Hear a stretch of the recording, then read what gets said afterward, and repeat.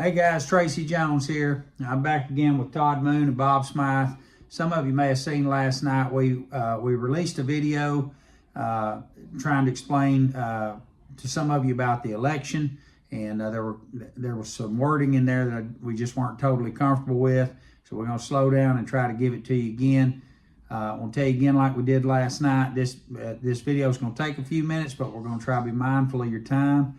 But if you really want to understand what's going on, you're going to have to stay to the end of the video. You got to watch this whole thing so that you know what's going on. We want to start by saying this is an attempt to answer a lot of people's questions at one time. It keeps us from having to field this one at a time. We don't mind talking to you, but if you can get it, a bunch of you at one time, it saves us time. So please take a minute and listen to the whole video.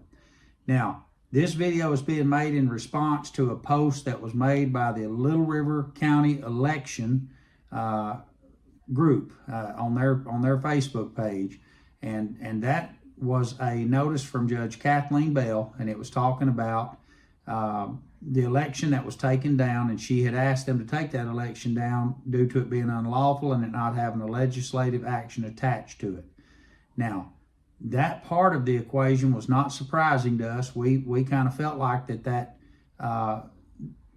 petition and that election may have not had the proper function to it because we felt like the bond was off in the beginning. We didn't feel like the bond was done correctly. And that is what we're pursuing in this case coming up. And it leans towards the conclusion that the bond itself was not done correctly. So that part of it is the district court's function was to find a ruling on this election and whether or not it was put together properly. But what we want to talk to you about is how we ended up in front of the district court in the first place. The Arkansas State Constitution says that once an election is filed, 15 days is the window of time that somebody has to make a grievance against that election, after which point a grievance cannot be made against that election. What we want to talk to you about is not what the court found, because we believe the court probably found justly. What we want to talk about is the fact that we never should have been in front of the court at all, because 15 days after the 21st of August, when this thing was, our signatures were verified on the 18th and 19th of August. They were taken in front of the Election Commission on the 21st of August, and an election was set and publicized by Little River County Elections.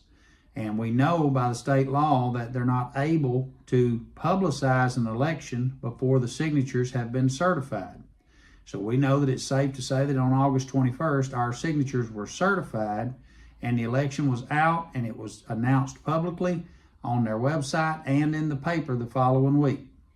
Now, at some point back over here on September the 12th, which would have been well beyond the 15 days opportunity to file a grievance against the election, Mr. Phil Murphy, an attorney for David Madden and Bill Aiken, approached, by her testimony, approached Ms. Deanna Sibley and asked for a meeting with the Election Commission. She set that meeting. It was not publicized. We were never made aware of that. No one was made aware of that. It essentially was a private meeting with Deanna Sibley, Larry Cowling, Phil Murphy, the Election Commissions, David Madden, and Bill Aiken. And they attended this meeting, and in this meeting, Mr. Murphy tried to get the election commissioners to take down the election. They refused that. He later made a trip to the county clerk's office, and he asked for a certification of signatures. And instead of going back and pulling the papers where these things were done on the 18th and 19th of August, Ms. Sibley said to Mr. Murphy, by her testimony, that they didn't do such things in Little River County. And so Mr. Murphy began to insist that she produce some sort of a certification for her signatures. We're then to believe that she called a neighboring county, not her county attorney, not our attorney, not the judge's attorney, but a neighboring county for advice on what she should do. And that neighboring county told her that she should produce a new document, and so she did, and she added the date of September the 12th. So she then effectively changed the date of our signature certifications from August the 21st to September the 12th. That opened up a window for the attorney for Mr. Madden and Mr. Aiken, Phil Murphy, to file a suit in district court against the election commissions to take down our election. That would not have been possible if the county clerk's office had not changed the signature certification dates that were already established on August the 21st. Now, that's what we want you to know about, and we wanted to come back and put this in front of you and tell you that that is what has happened, and that is the reason that you do not have an election at this point. The election was taken down, and it was able to be contested because the dates were changed. Now, we are going through the proper steps with the proper authorities to try to file official complaints against this. So some of you have asked that. That is a process that is ongoing.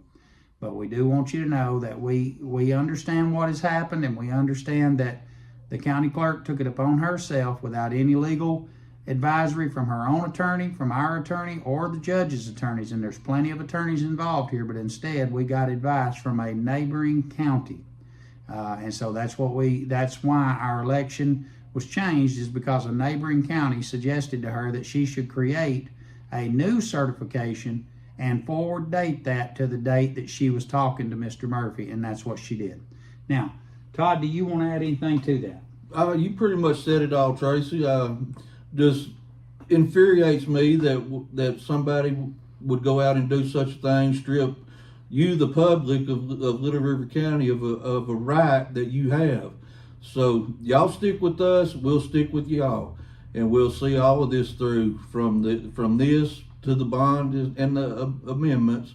So just stick with us, and we'll stick with y'all. It's for all of us. It's not just us. It's for all of us. Thank y'all. All right, Bob. Well, the bottom line up front, the bluff, here it is. They didn't want that election. The reason they didn't want it, they knew they couldn't win it. And what did they do? They changed the rules on us. The county clerk's office violated honesty, integrity, oath of office that they take when they take the office. And then she went ahead and changed the dates that they were certified. At the least, it's unethical. It's probably illegal. It violates the First Amendment to the Constitution. If you read that, it's at the very end of the First Amendment to the Constitution that we have a right to petition grievances. She took that right away from us. So we're all frustrated here. We know what's going on over there. Good word is change is coming. There's an election in November, so be very prudent and very choosy about who you vote for. The status quo cannot stand. That's how we got where we are today. All right, folks. So in Bob's words, we're going to trust in Jesus. We're going to keep moving forward. I want to say to you, we need you to pay attention to what we're saying. We need you to share it with your friends and family. You've got to get this word out. That's the only chance we have at making a change when the election comes around, is if people understand what's happening. So with that, we just want to say God bless and have a good day. Thank you.